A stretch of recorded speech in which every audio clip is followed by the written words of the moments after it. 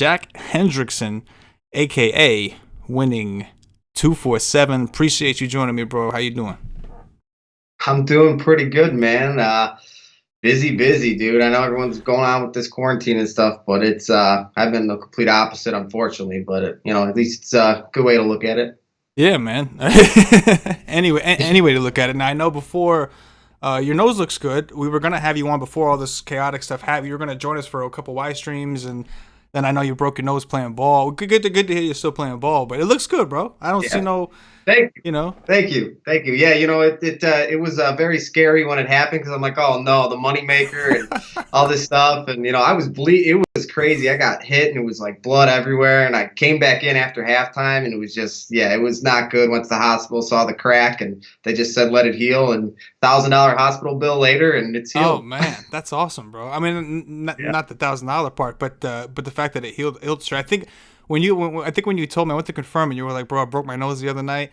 And I remember, I think like my words of encouragement to you was, oh shit, I broke my nose in high school and it never fucking healed properly. It stayed crooked. I read it and I was like, how's this supposed to help? But also I'm looking, I'm like, oh great, now I'm gonna have a deformed nose and all this stuff. It healed good, so I got nothing to complain about. But yeah, it was not fun, man. It was bruising, and I had the black eyes. I looked like a freaking raccoon, and it was not good. It was not good. That's brutal. When you're young, you eat that shit for breakfast, but as you start to like get older, it's like you don't want to be dealing with that shit no more. It's like I just don't want to go through that shit no more. You know what I'm saying? No. I remember, you play sports all through your life, right? I'm assuming if you're playing basketball now, you play basketball since you were, a kid, I'm sure. Oh yeah. Right? And you get that shit happens all the time. It's nothing, but now it's like a big fucking deal. It's like Well, you're late, and then you're going into work. People are laughing. In high school, you're like, "What'd you get in a fight? You think you're all that?" And now it's like, "Oh, great! I got to deal with this damn injury." And I agree with you on that one. It's not fun anymore. Oh, yeah, the older you get, the worse it is. Oh yeah, man. When I remember being a kid, like you want to look tough and all that. As an adult, I don't. Because then you start intimidating people, and you know what I mean. You don't want to take it to that. People look at you like, "Oh God, this guy must be a fighter. He's got, it's just basketball." Yeah. But they don't know. Yeah. No. Yeah. You don't want to get the wrong impression. That's for sure. So as far as quarantine life, you're over in Chicago, right? Yeah, Chicagoland area. I'm north, so but yeah. How are things in that general area, like panic wise, at this point? It's a little crazy. I mean, it's definitely like the stores and stuff are nuts. It's just a totally different vibe. But I mean, I feel like we've always been laid back in Chicago, so it's like we're still not too hostile. So I'm a little more north, but when we work in the city, because with plumbing and stuff, sometimes when I go down to the city, it could be a little nuts. I don't go down there much anymore, but it's still a little crazy down there. But other than that, it's kind of normal life. I haven't really noticed much. I've been out and about every day. I feel like I'm the opposite of the quarantine, right. So I guess it hasn't affected me as much. Right. And about because of work, or you just like, I got to do what I got to do? Work and fixing the house, right. And just I'm not a person that can sit. Like I don't know what it is about me. I have to be up and about doing something, and right when I wake up, it's like 24. Just let's go. Time to do your thing and get shit done during the day, and then I usually go to bed around 10 and do it all over again. No, man, I do actually. I get you, man. I mean, we are like creatures of a habit and structure and whatever the routine, right? All that stuff, man. No matter what, like if you're a functioning, respectable adult, like routine is good for anyone. Even there's people who are like, I don't got no routine. I sleep till 12 o'clock every day. I'm like, you sleep till 12 o'clock every day? They're like, yeah. I'm like, that's a routine. You know what I'm saying? Like, you fall into that. That's the definition of a routine. Yeah, exactly. Exactly. So, I mean, I get it. And for me, like, I'm used to being at home. So this is kind of my comfort zone. I've been working from home for the last 3 years, right? And it's just, but now you take away my work, which is like something, it's like I'm cool being at home 24/7 because I'm working 24/7. You take away my work and I actually have to find things to do with my time. Then you start realizing what people will talk about when they're like, bro, I can't stay home. You're like, well, it's not a big deal. Take away shit to do. All of a sudden you get it, bro. Let's say you get it. You want to do things. I never wanted to do things before, like go to the park and all that. I mean, I like going to the park and all that, but I've never wanted to go so bad, only because I can't. I mean, now I can. I think they just reopened it. And now that I can, I'm not dying. I'm not rushing out. But for the last week, I was itching. That's just human nature. Yeah.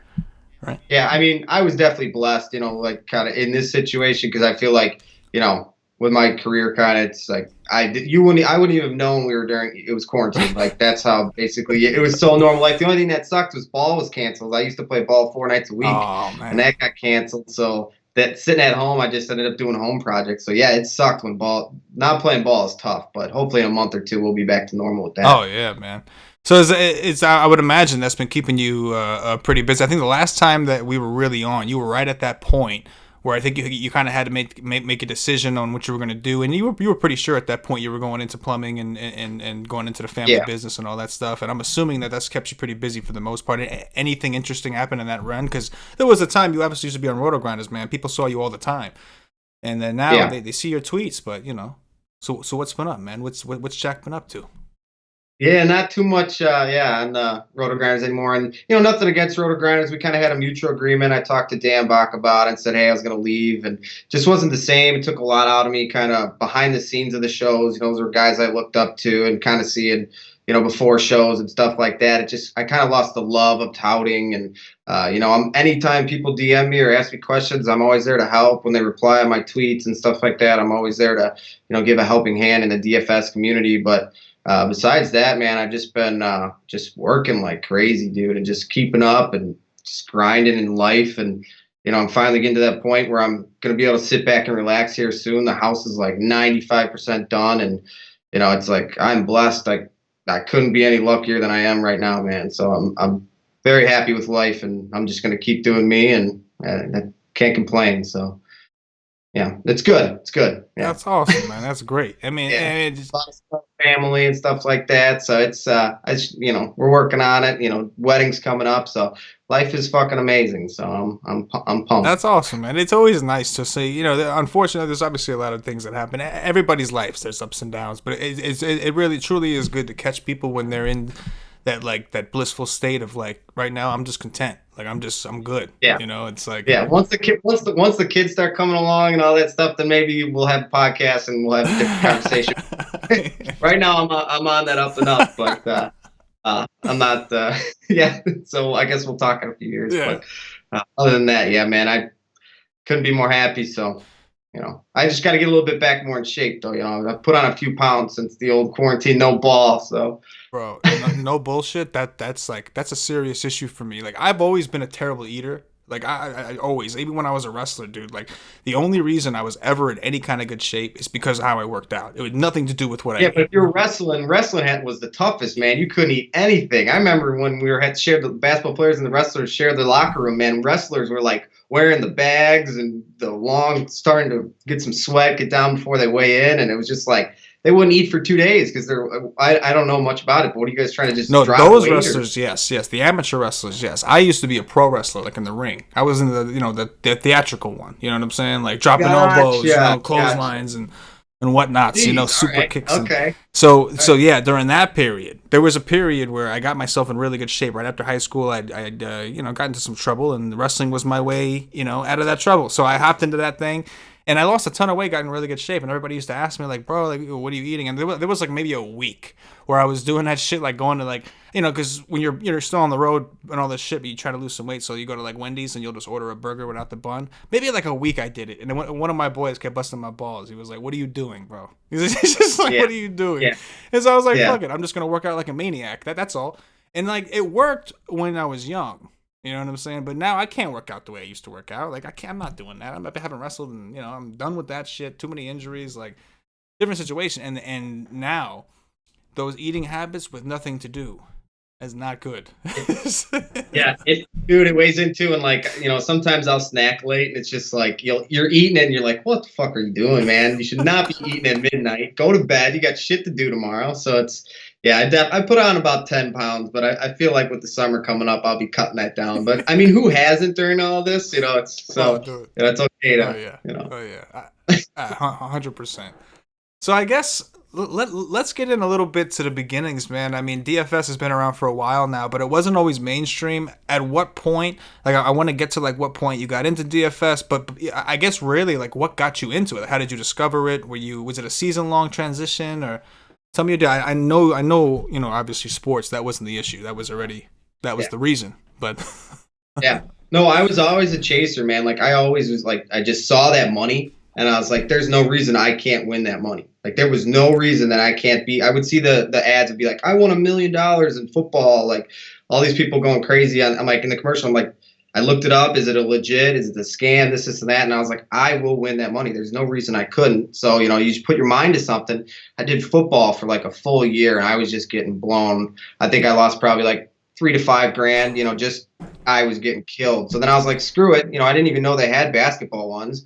I heard a podcast from RotoGrinders and I just said, screw it. I'm going to try FanDuel basketball. And that's when I heard of Jonas Valanciunas and I was like, he's playing the Bulls and I got him at like 1%. I did 10 lineups and I was like, oh my God, it was like 100. It was my first big night because I won 15 grand like on a Christmas time. It was like kind of a fluky thing. But this one was just like every lineup was the nuts. I won the Miami qualifier. I won the, K. I won the 15K. So I think I cleared, with the Miami, like 180,000. And it was just like, yeah, I was just like, okay, this is legit. Like my heart was racing, dude. I was about to have a panic attack. I was like, I need to call an accountant. The first thing I did with that money is I called an accountant the next day, opened an IRA, put as much money as I could in IRA, and I just started living life and put a ton to the side because my dad was big on, hey, you are not giving this money back. Like be smart. I have some siblings. My sister probably would gamble it all away. It's like when you win that money, it's amazing, but it's amazing how fast you can lose it. You're playing 5-10 grand a night, you can lose 1 month. There goes everything you just won. So I really had to ration it and I put money away like I didn't even have it. And then I just kept playing and I won like, oh man, I want to say a year later, I finally got football down and I had like a month of football where I cleared about 300,000. So gosh. Yeah. So like the month, it was almost like I just implemented my process from basketball into football. And then I implemented it into baseball. Kind of had the same structure, the same way I did research, and baseball I crushed too, so every sport, basketball, baseball, and football, I'm positive in. And basketball the last year has kind of gone down a little bit for me just because I haven't had the time of watching it. I used to watch the games I would do research on the games and watch them. That's all I did. I basically had no friends. I was a definition of a nerd. Like I just sat in my parents' basement and watched basketball. And now it's like the complete opposite. I don't have the time to watch. So it's like, I still love playing. I'm still going to keep playing as a hobby. So, but yeah, man, I just had that mindset that I was going to win and I ended up winning. So you seem, I got to say, man, like you do seem like a pretty disciplined guy for the most part overall. And obviously I've spoken to you a couple times, but like, I don't know you that well, but just know of what I've learned of you. I mean, the first thing out of your mouth, this man, how old were you when you had your first, like the 180, like the first one? I think I was 20. So you're 20 years old. You're not even old enough to fucking drink, right? Legally, right? And your first thought is, I need an accountant. Yeah, that is a responsible man right there, bro. Yeah, there's a lot of haters in like, because I'm a small knit community, man. Like we are, north of Chicago, but there's a lot of haters around us. So it's like, I won this money. It was immediately just people shitting on me. Just, he's going to gamble back, this or that. And, haters have always fueled me. When people talk shit, man, it makes my day. It makes my month. It's like, either way, if you're talking shit about me, I'm on your mind. I already won. It doesn't matter. You're thinking about me. It's like, I don't care who's talking shit. Someone's talking shit. So it's like, that just drives me and that pushed me through everything. So it's, at that age, I'm like, I'm going to save money. By the time I'm 30 or 40, I'm going to be freaking sitting pretty, I got stuff, invested away, which right now investments are not doing good with the quarantine, but just sit through it. If anyone is invested, just sit through it. Don't sell, don't panic sell. But yeah, I was definitely a saver, man. And I always liked money and I liked having a lot of money when I can. So yeah, I definitely was, I was a weird 21-year-old. I was not thinking about the party life and all that. So I'll give you that. I was a little unique with that. No, man, but like in all seriousness, that's like that. There are certain things that, like, for instance, I've seen people out there who have just whether you want to call it luck. I mean, I guess I would call it luck, but some of the dumbest luck you would find. They could win 10 to 20 grand like nothing, but they also have some of the worst discipline, and they'll lose double that the next day just because they had it and they just can't. They call it a sickness, whatever you want to call it. But I've seen it happen more so than your scenario, where the person's actually, because there's two extremes, right? Either the person never gambled before, they got lucky and won, and they're never gambling again. because this money is going in a wall, in a picture frame, and they're fucking never remembering this night, and they're never gambling again. They're leaving up, never gonna touch gambling. But then like the median of that, being able to like, all right, I'm good with this, but this doesn't mean that I should be going out there taking every contest I can fucking take, because everybody's itching to do that. They hear the stories of guys like Asumo and some of these other guys, and there was that one dude who was like, was it Kandia? I don't want to say names. Yes, but, right. He's gonna jump off a fucking somebody said they were gonna jump off a bridge in an interview. And they put all their everything, credit cards, everything on the line. And they said if they didn't win, they were gonna, do this. And they won. Thank God they won. And good for them. They were happy, hopefully, and lived a great life. But when I heard that, I was just kind of like, holy shit! Like, you know what I'm saying? Like, yeah. That's where you got a that's shit just got real. That's when you got a problem. And like you said, it is the rare that people, because once you get that glimmer of holy shit, I just won $100,000, I can do it again. You won $100,000 against 50,000 people. The odds are you're not going to do that. I was playing, when I started winning football and baseball, I was playing in the $500 entries, the monsters, the $1,000 entries, out of 50 people, 20K to first. So like once I got that bankroll, I knew I can run with it. But it's the people that are chasing, the pipe dream sometimes where you got $2 out of 100 and something thousand. Yeah, you can hit it, but it's like, when you make the big bucks in fantasy, you're playing the big money, in my opinion. That's when I started really winning, is when I had the bankroll. 100%. So. I mean, not for nothing, man, but one trend we've seen in this industry, and I'm assuming, like, how long after you, like, and you're, I know, like, I know I don't want to say it like this and make us seem like assholes, but look, we'll just put it in quotes. Since you figured it out, so to speak, you had that little run.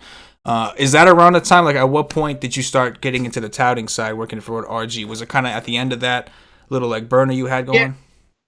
Yeah, kind of, because I told him, I told Dan, because Dan was basically the guy, I met him at a live final, he's a great guy, and I kind of told him that, I just want to do basketball, and then all of a sudden it started turning into football and all this stuff, and it was right at the end of my winnings that I started touting, and I noticed I was putting all this energy, and we were talking pre-show. I mean, you made some great points too, where you pick these plays, and you want to play these plays because you don't want to let the people down that are listening to you, which, you brought that up pre-show, and I couldn't agree more.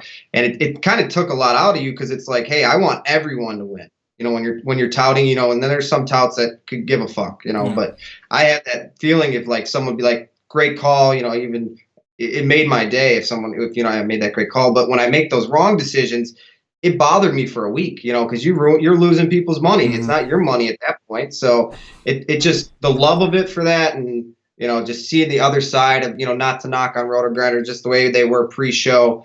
I didn't like some of the things they did, and some people you could tell didn't even care there. So there was just not enough love in it for me. And once I started touting, I feel like my fantasy game just went downhill. And I make late pivots all the time. I'll change a complete, 8 of my handmade lineups, 5 minutes before lock, and I'll just buzz right through them. But, with touting, I couldn't do that. So my game just, I would say, drastically decreased once I started touting. So just wasn't healthy for me, and I had to get out of it. And, it is what it is. So, I mean, it seems like for the most part, at least at the beginning, since that seems to be a consistent trend, like with a lot of people who have been up there, like guys like Hefe, and I'm not saying that people aren't good. Of course, everybody's good. There's a reason that they had those hot streaks. But we were even talking to the Siege the other day, and it was the same thing with him. He really had this one massive hot streak, and like, point being, that massive hot streak, to me, what I think people don't understand is it's not about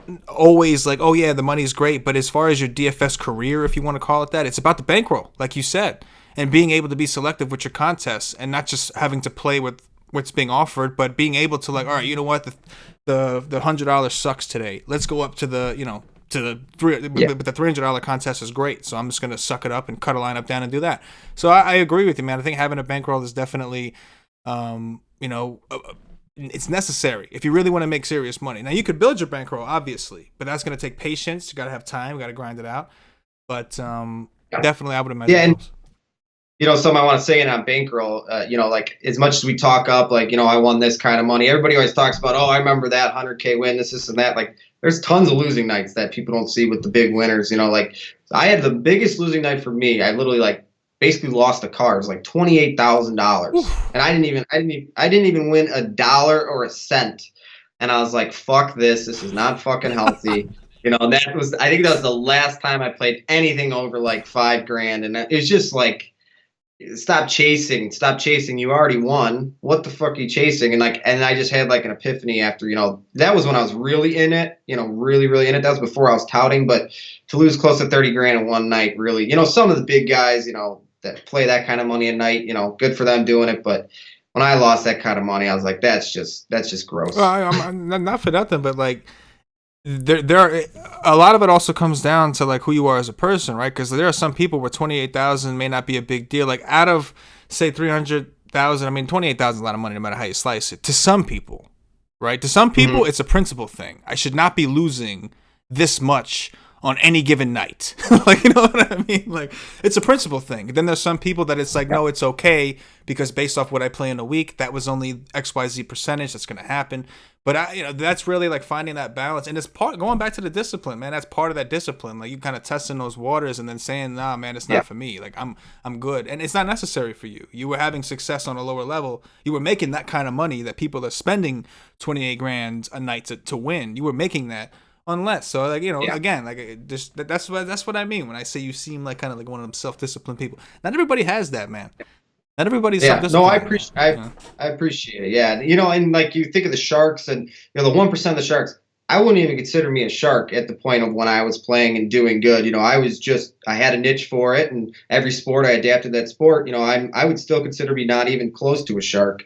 I like being with the community of all those people because hey, I was there. I was that guy hand making lineups and being on the job site. I was doing research and writing it down in a little notebook I kept in my truck. It was just like. I was that guy, so I like being, with those 99% because it's like, hey, I was there. You could do it, man. Don't blow your bankroll. Play, 200, 300 a night and, do what live within your means. If you go into a casino with $100, in your mind, you got to say, hey, I ain't walking out with that $100. Otherwise, that's going to turn you into a bad gambler. Anytime you walk in with money into a casino, you're losing that money. That's the way my mindset's always been. Man, I love how you use the term bad gambler just because I think that a lot of people like so many people come into this industry and for most people, obviously it's a hobby, but for a lot of people of which it's a hobby, they wish it was something else. They wish it was something more. They wish they could quit their day job but I think that sometimes people get caught up in the focus of the DFS game itself and, what am I trying to say here? Like, sometimes they don't realize that it's not just about being a gambler. Being a good gambler is part of it. It's everything together. It's not just about can you recognize the 1% play that's going to hit a home run today, right? It's everything together. Are you a good gambler? Are you good at understanding odds? How are your instincts? Are you good to react on a dime like that? And that's really going back to the touting, right, Jack? It's like what we were talking about before the show. That's where things get dicey. Like you were just saying, like there might be no rhyme or reason on a hunch. You made to switch 50% of your teams to a different stack, and that's just a hunch. It's just because you were just thinking about it and you had 5 minutes to lock and you're just like, something just doesn't feel right about playing this guy. Something doesn't feel right and you just switch. You have no explanation to put that into words or to tell people. Yeah. Like, oh, why are you doing it? I just got a feeling. But then if you're wrong, you're okay with that because you're playing your own money. That's your money. You were wrong. But if somebody follows you and you're wrong and your explanation to them was something in my gut, then they're gonna think you're an asshole. And like, it's like, you know what I'm saying? Yeah. Yeah, and then, like you said, you're totally fine with losing that money because, hey, you're the one that made that decision. Hey, that night I was an idiot. I made the wrong choice. Who cares? Wake up, do it all over again tomorrow. But when you're playing with another 1,000 people's money, then it's like, holy shit, you made a really bad decision there. Yeah, you made a really So, yeah. Yeah, no, I agree with that a ton. And, yeah, the love for it just died out. But, yeah, I mean, you got to be – gambling can be nasty, man. I mean, it's just one of those things. If you get addicted to it, and everybody sees, you win that 100K. Oh, I had an interview when I won the 100. I think I just won 100 and something. And the guy goes, "Why are you doing plumbing?" Why? Because I was going to take my test the next day. He's like, "Why are you going to pass your Illinois plumbing test?" And I'm like, "Been doing it for 6 years. It's like it's a career. You'd kind of be dumb to think if you can live off 100 grand for the rest of your life. Let's say that's all I want." It's like you still got to do a career. You still have to have something in your back pocket.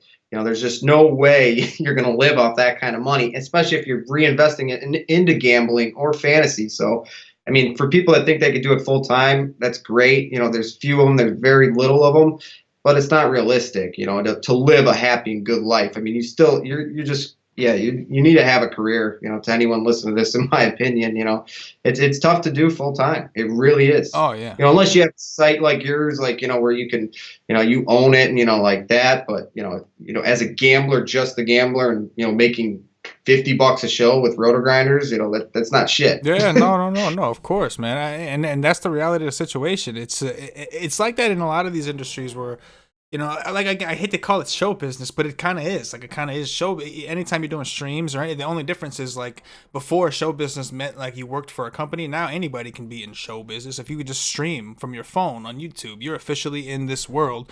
If you're in any kind of industry, you're working with people.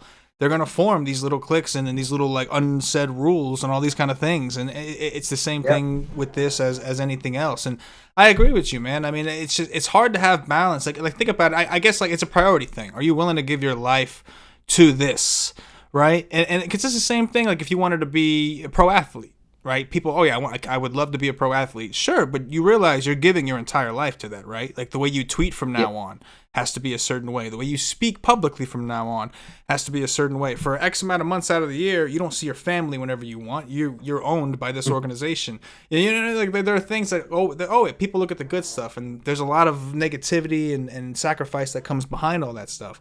I'm not saying that there's a whole other debate as to who should get paid what when you think about soldiers going to Iraq or war and athletes, but you get my point. It's just things are the way they are. It's not our place to really, at this point. Yeah, no, I agree. I mean, you're basically got to change your life, and you have to, become this person, because now you're kind of on a pedestal, and you got kids looking up to you when you're a professional athlete and stuff like that. So yeah, I agree 100%. You got to just think before you speak. Like even when you're getting interviewed, like it's like guys will go off sometimes in an interview, and it's like they don't realize that they're just in the heart of the game. They don't mean what they said, but it's like, hey, you got to think before you speak now. Oh yeah, dude. and any kind of platform you put yourself on, and then people complain about that shit, man. You know what it's like. I have to watch it. Like, yeah, okay, but there's a reason you get paid millions of dollars, right? Like, it's not to dribble a basketball, right? Like, you would do that for free, wouldn't you? It's like, you know what I mean? Yeah. But exactly. But hooking back to DFS before the people start slaughtering me on Twitter. What do you think it was? So in the beginning, I know you said you had a learning curve where you were just pissing away money. It's like everybody does. They're kind of learning. At what point, like what clicked to you? What was it? Was it like a game theory aspect, or was it something in your research? What was it that kind of clicked? That I was kind of blowing too much money and realizing that I'm not gonna be able to do this for my life. Is that what no, not even. I'm talking about like before you hit that hot streak. Like right before you hit that hot streak, something started clicking, right? In the beginning, and like you lost like 3 to 5 G's, and you're like, damn, man, like this is harder than I thought. And then, it started clicking. You started seeing the field differently. Yeah. No, I would say like I had that big loss, and I'll just put myself in that night. I literally like had my hand in my hair and stuff like this. I still had all my money socked away, so I still did everything I said I was going to do, because I had that one big win, and it was a while before I started winning again. Like I was too young, man. Right when I hit 21, I was going to Miami for a live final. I mean, I got blacked out every night. I was King Dick. I thought I was the man. I'm 21. You look back on these things, you just laugh. You're like, man, I wish I could redo it, because I didn't take those live finals seriously. I remember waking up, I was so hungover putting in a lineup. It's like I didn't take it seriously. And then finally, when I kind of really hit the ground running, when I went to one of the live finals in Miami a few years later, I went a week early, got all the partying out of the way, and then I took second place and won 150 grand. Yep. So, bro, I like that. Yeah, so you become a veteran, even though it's like the first few live finals, man, I just was drinking like a fish. I mean, I couldn't stop. So I think once I put my mind to it and said, hey, you're pretty good at this, and you have a thing for numbers and players and mixing it up, and like I would spend 2 hours on one lineup, and I'd make about 10. I would literally sit and stare at a lineup, and if it didn't make sense and it wasn't perfect, I would scratch the whole thing. I remember when PML and I used to like collaborate a little bit and make some lineups. He would hate that. He would be like, no, leave a little bit what we have. I'm like, nope, I'm re-scratching it. He would get pissed at me but I just scratch it and remake it. So I think once I invested and stopped living the 21-year-old life, and I was about 23, and just put all my time and mind and effort into it, and then that's when I really hit the ground running. I think once it got 100% of my mind into it, then I crushed. was able to buy my house, like just put money towards it, get a truck, all this stuff, and still do my career. So I would say once I stopped fucking around and got legit, that's when I hit the ground running. So Fair enough, man. Fair enough. I mean, that sounds like a good thing to do.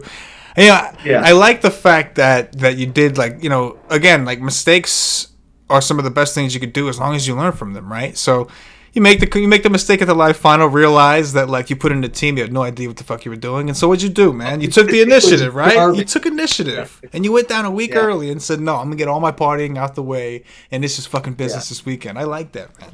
See? Yeah. Thank you. Thank you. That's because I remember Siege.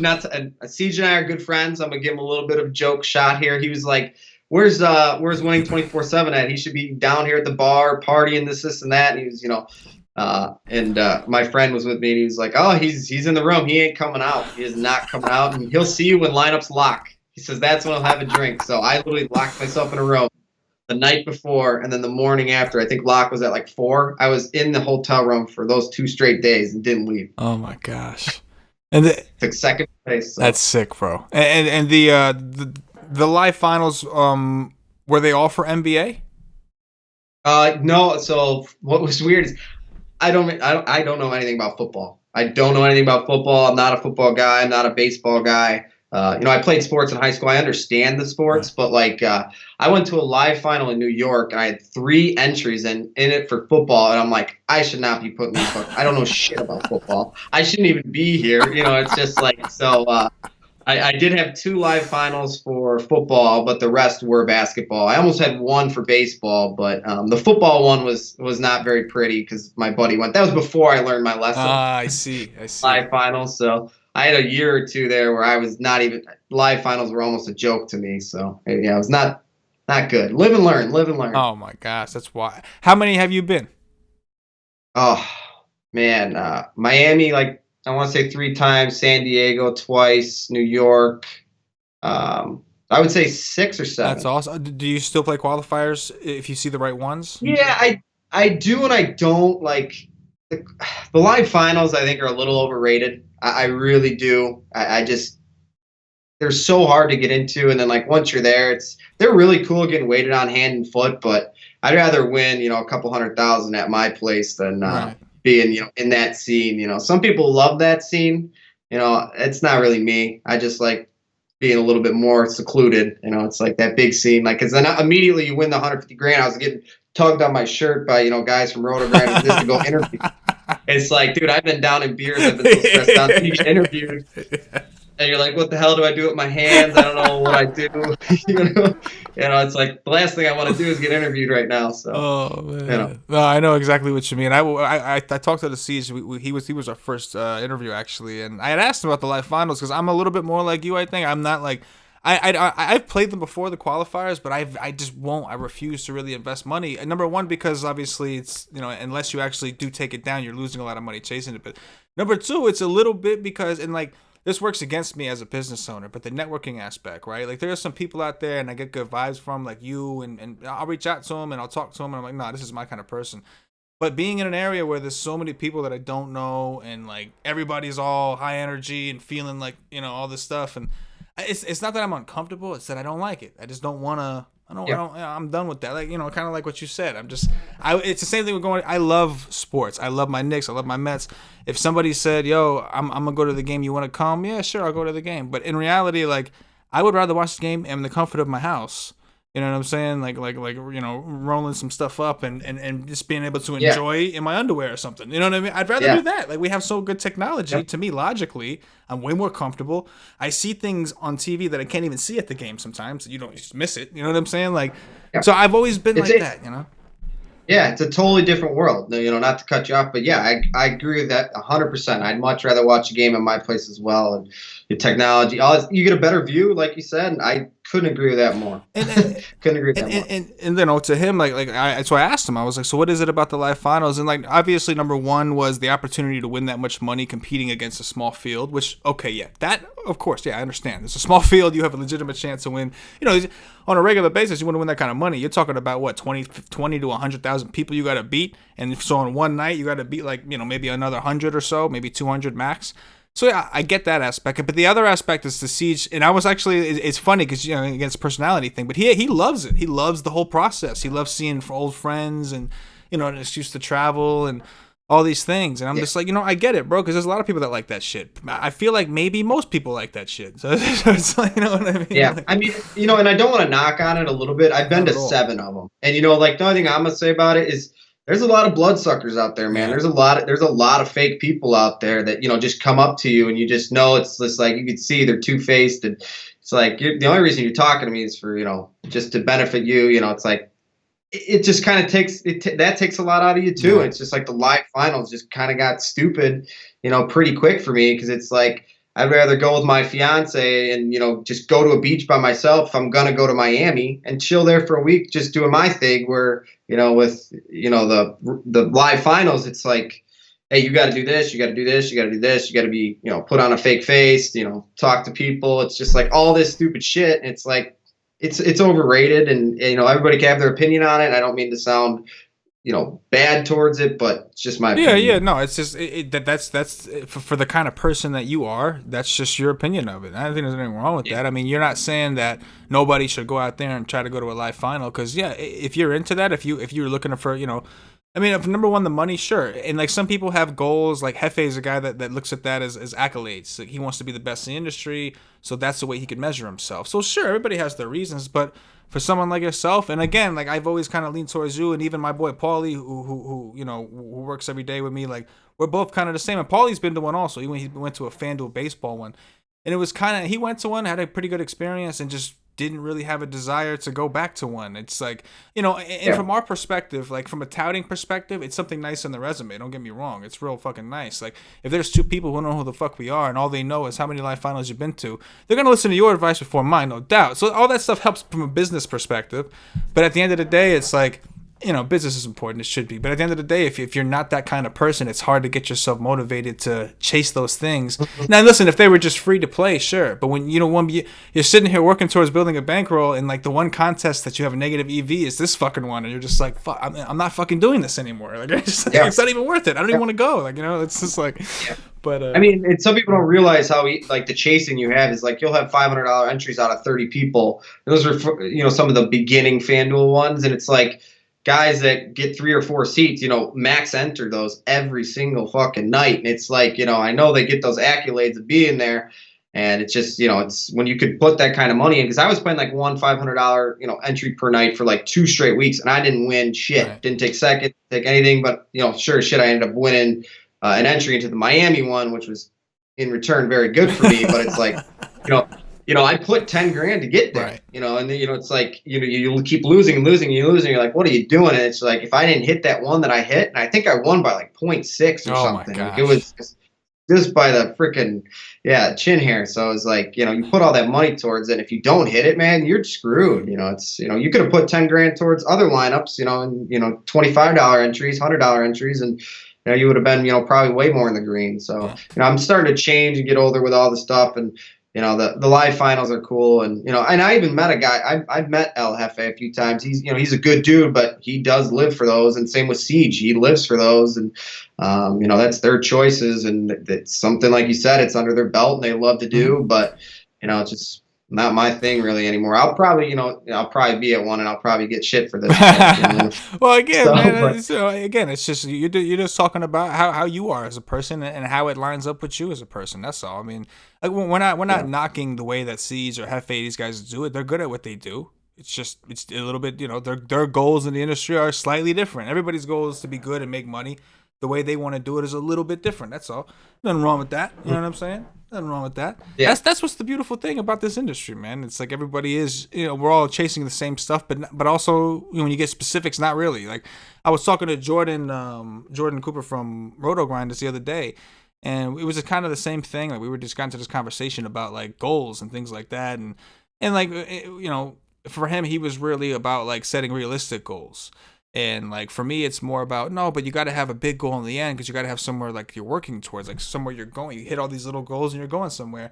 And to his credit, his point was just like, bro, like why does not everybody's dream is gonna be like to be like somebody might say I want to be a pro DFS player. What does that mean to them? What is a pro to you? Does a pro mean you're paying your bills? And if that's the case, where do you live? Do you live in a place where your bills are very cheap? Do you live in a place in New York City where you can't? Right. Yep. 100%. Yeah. So like to piggyback on that, the thing with me is like I could have easily quit my job, quit whatever I was doing, and like lived within my means, had a nice, I don't know, condo, apartment, whatever. But like I'm living way differently than I wanted to. So it's like now I got, and I'm whatever.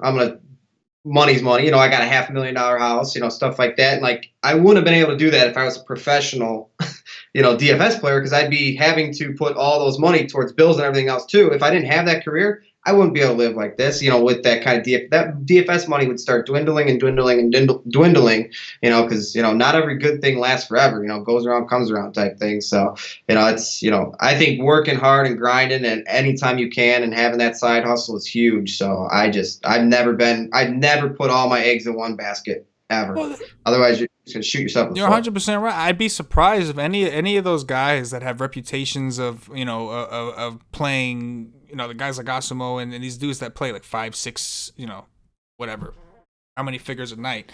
Like they play DFS, that's their profession, but they're doing something with that money, right? Like they're doing something. If you weren't a plumber because you had the means of doing something different, or say you were just, a venture capitalist, that was your thing, right? You're always going to have a different thing. You're not going to just sit in the money, leave it all in DraftKings or FanDuel and just kind of just wait around on it, right? You're going to be, if it wasn't this, it'd be something else. And so for your case, you have a skill. You have an in somewhere, like something somebody who could teach you the industry and you know what I'm saying? So it just makes sense. Like I think like there's no reason that you couldn't.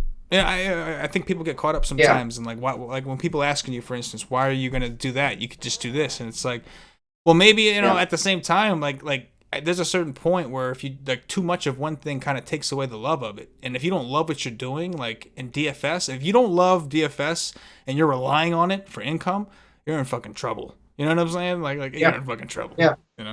Yeah, no, I agree. And that's, because even in high school, like I started my own lawn mowing business in high school and I had like 30 to 40 accounts.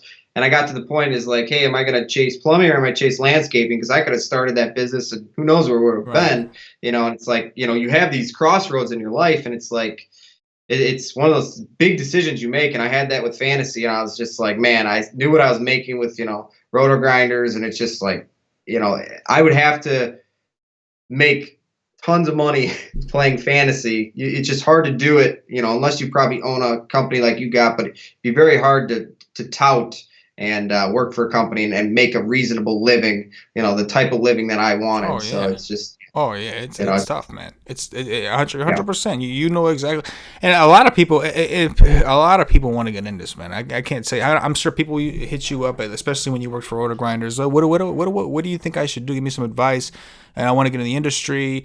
And it's like, you don't mind helping people. You're like, bro, I'll tell you exactly what you got to do. But like, you have to understand that you're not going to like the things I'm about to tell you have to do. Like when I have to tell you that you're going to work basically for free and not make anything for a long time. Because it's not even just about, the company's not at that level. The industry is not at that level. You know what I'm saying? Like you said, there's very few people who don't own a company that are able to make a living off of a company. And a lot of the guys at RG and all these guys, like, they're getting a little bit of money because their time is worth money, but most of their income is coming from something else, whether it's a wife who makes all the money and they don't really have to work much. Their job is more to maintain the house, whether it's some people who play DFS so fucking hard that is their actual way of living. So I think that's what some people take into account is a lot of people that are touting don't necessarily have to be touting. They're doing it because they want to help. And not everybody. Some people it's for attention. Some people just want to be known for something. But for a lot of people out there, they're already playing like the $20 or whatever they're getting to do that stream. Like, it does nothing for them. You know what I'm saying? That's literally like not even enough to deposit. They're not touting for a career. Right. Yeah, I agree 100%. Yeah, for sure. Like you said, just get their name out there and stuff. And I'll be honest, that's kind of how I started out. I was like, hey, I'd like to get my name out there. And then it started playing on my heartstrings, man, with that stuff. You're picking the wrong play, picking the right play and sticking to it, which we talked pre-show. And like, we were also talking pre-show, man, you've been around for a long time. So you've seen a lot of stuff in the industry. Things, man, you're still doing your thing and you've been around for a while and just keep doing you, man. I think you're doing great. So good shit. I appreciate you, man. We try, but like we're learning things that like you were obviously in the touting industry longer before we were even established. So like things that like you When figured did out. you guys like? When do you guys get established? Man, I want to say it was the summer of 2016, I think. I'm pretty sure it was like this. It was like the second half of baseball season, and like I don't even like to count that because we were still trying to I had a site. I had paid somebody to set the site up, and the site came up. It was like it kept crashing on day one, and like nothing was working. So like that first 6 months was a fucking brutal time. So I tried to ignore that period. But after that, it was just smooth sailing. It was everything was, we were running. But I think it was 2016 or it was either 2016. So not too long, only 4 years. This sun's hitting me in the face. So. Oh yeah, exactly. So like, coming around and like you got to figure like 4 years of doing streams every single day. And it's like, I get it, man. Everything that you're saying, especially doing it for RotoGrinders, where you're kind of wondering where is this going to go at some point, because I'm not saying that RotoGrinders, obviously they're one of the top DFS companies out there as far as companies go, resources, everything. They've done a phenomenal job, but at the same time, when you're sitting there, where's the jump? They're not going to start paying you $20 a fucking show, and then all of a sudden you're going to be getting $1,500 an episode. Like it's not how it works. Like it's like you see where you're starting and where you have to end up, and you're just like, I don't think I have the patience for that. Like I think I'll starve before that happens. Like I don't know. Like who knows? Yeah, it just wasn't there. I mean, it just it just. You want to help people as much as you can. That's why, like, on my Twitter, like, it's basically if people DM me, I will help them. I'll give my opinion on it and this type of that. And I do the same thing I would have done if I was at RotoGrinders. It just got really fake to me when I was working with them, and it just got way too fake. And I just hate that type of stuff. So I just got out. Yeah, man. I mean, you've always been easy to approach, dude. I mean, you were like one of the first people outside of like the people that I knew when I first started playing DFS. That now, no problem, man. You want to come on the show? I'm like, yeah, sure, no problem. At that time, you were on RotoGrinders pretty much every day. And on top of that, one of the things that kind of struck me is like that you were a humble person. Was like we're on the show, and again, like I come from the pro wrestling world, bro. So I come from where like my job is to make the other person look good, because the better that person looks, the better I look, right? That's just the way it is, in most situations, really. So it's like I come from that world, and it's like, so I'm so used to like when people come onto my show, even when I'm supposed to be touting, I'll just keep asking them questions, and I won't even give kind of my own opinions, because I'm just I want to give the people what they want. This is something unique. You're the guest. And like I remember you telling me like, bro, you keep what do you like, man? Like I remember you asking me like, bro, you keep asking me what do you like, dude? Like I'm just like, what I'm saying? Yeah, it's like my big thing is I always like to get like the argument with it. Is why do you like that? And I want to understand why you like, because I always think two heads are better than one, man. Right. Always. So, my opinion is just as good as the guys next to me, sometimes. So I appreciate it, hearing anybody's opinion. Even when I was on the RG shows, I would ask guys, the host, and just like, you got to have that conversation, I feel like. And that way the viewers will get way more out of it, because, that way you can keep it going and not just say, hey, pick LeBron tonight, pick, AI. It was very monotone sometimes. So it's like getting that question to you is important, and you do a good job bringing it back too. So it's big though in this thing, because like you said, man, you do this shit every day. You pick up on certain things, and like I do it all the time. Like when me and Paulie do so many shows together that half the time I don't even listen to him when he talks. Like it's like when he's talking, that's my opportunity to catch up on something. So I'm like, I don't even listen to him anymore. He don't listen to me either. You know how many times we've caught each other like straight up blatantly not listening? This is like, like I asked him a question and he just said it back with some random ass shit, not even the same sport, and I'm just like, what the fuck are you talking about? But you notice though when somebody is actually listening to everything you're saying, or noticing how the conversation is going, because people get in cruise control all the time. Somebody, there would be like when we had Cash doing the shows, he was one of our most popular dudes. Just his personality was crazy, but doing shows every single day, he would just tune people out, and then it's hard to have a conversation when you start losing the conversation piece. Then the people feel like they're getting lectured. They don't feel like they're part of a conversation, right? They feel like they're being lectured. It's like a whole different like experience if you were watching, the shows. Because okay, we do shows, but we also watch them, right? You watched RG before you were doing RG. I was watching RotoGrinders and stuff like that before I started doing all this. So it's like you watch other people and you kind of feel it. Like if it's not conversational, you feel like you're being talked at. But when it's conversational, you feel like you're just kind of in a fucking room and you're just the chair next to you and these guys are talking. You're like, what are they talking about? You know what I'm saying? Like, you feel it. I gotta say something. Yeah, you're right. Like, hold on. I gotta say something. That's what the chat is for. I gotta say something real quick. Yeah.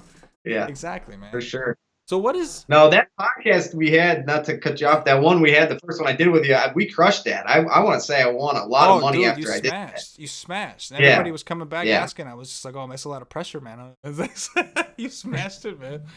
That yeah. was a good That was night. good. We both, yeah, everything we were picking Oh nailed. yeah. So yeah, It's always great when that happens.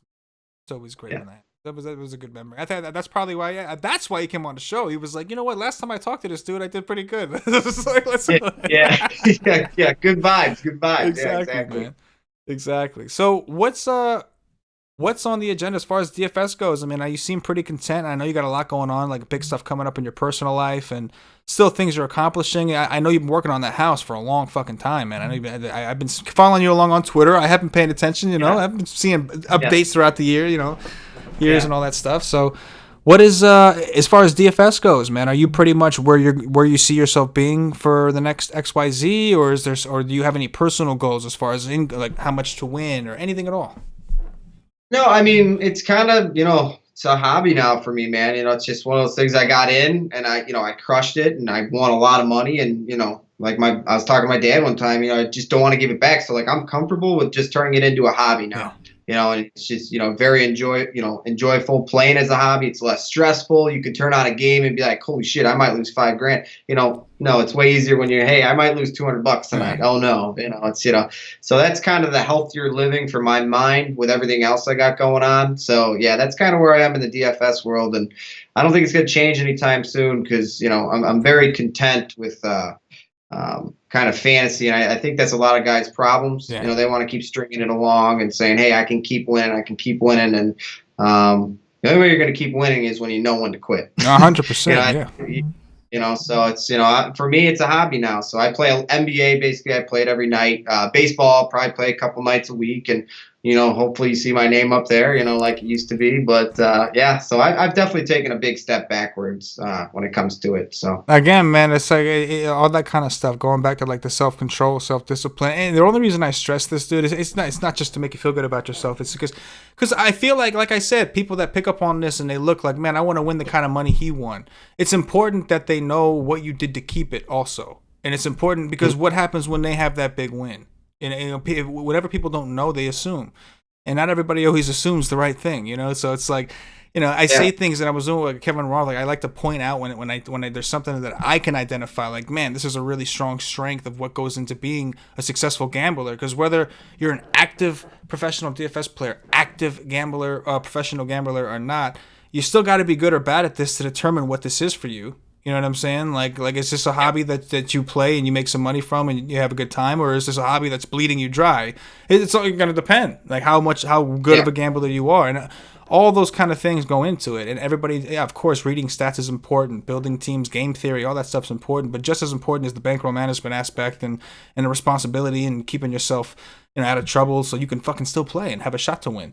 So that's the main reason I keep emphasizing like because all throughout that seems to be a theme, man. All throughout, like we talk about your successes where you are now, and throughout all of it, you've had periods where you've dabbled to try, but if it didn't work out, you humbled yourself and went right back to where it was and kind of kept things in. You know what I'm saying? Yeah.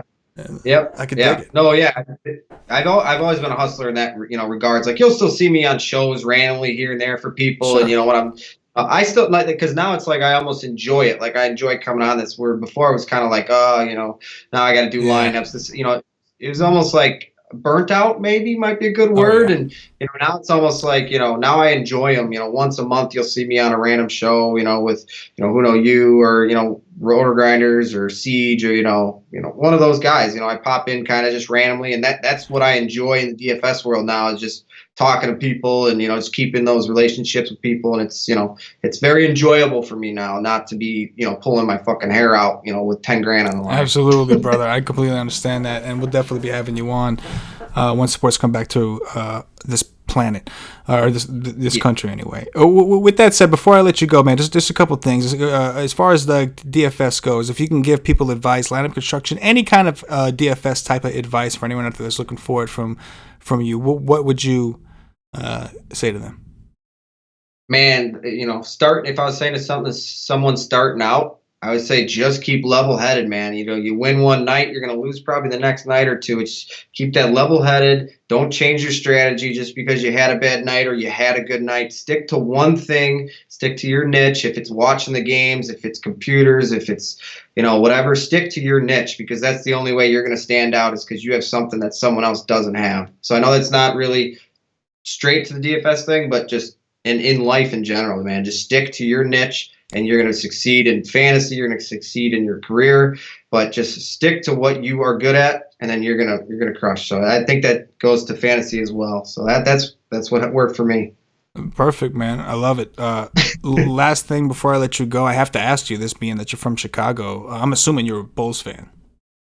Yeah. Michael Jordan documentary. Oh, there it is. Michael Jordan documentary. Are you digging this or what, bro? Yeah, I mean, I haven't watched it yet. You haven't watched it yet? Yes. I haven't had the time. That's a lot of episodes. So you're gonna hate this. I know I'm from Chicago, but I'm live and die a Kobe fan. No man. Shit. Rest in peace, Kobe. Yes. Wow. That's a curveball. Yeah. What's interesting to me too, though, people always get into the debate, the LeBron, Jordan, and all this stuff. And I mean, I get. That's the question. I understand, but I'm not like spoiled where I have to have a number one answer between those kind of questions. See, I don't even think they're really comparable. Like, I'm looking at Kobe and Jordan. They're more comparable to me. The way they play, their style, the ability to shoot the ball. Like, LeBron doesn't even. He's not even the same kind of player, in my opinion. Like, it's just totally. You know what I'm saying? Like, I don't know. Like, yeah. You get the question, especially with this documentary now. Who's the GOAT? Who's the GOAT? There is no GOAT. Yeah. There's GOATs of generations.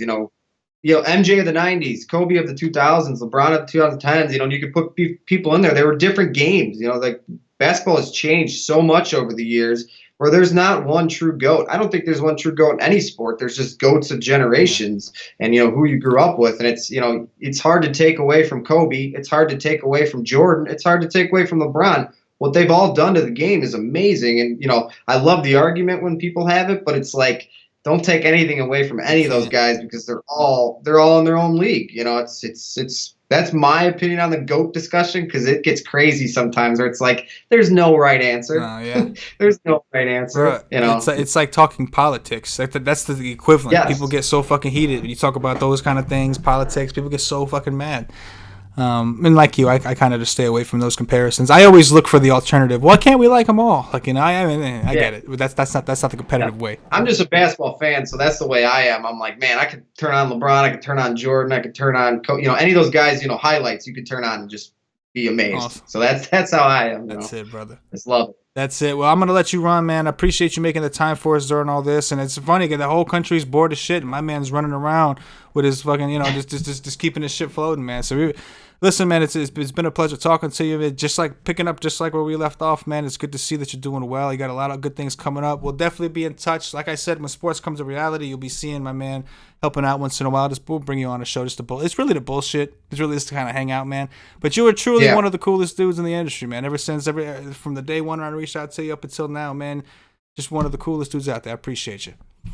I appreciate it. Thanks for having me on, man. All right. So for Jack, for myself, the entire White Snake Nation, as always, good luck.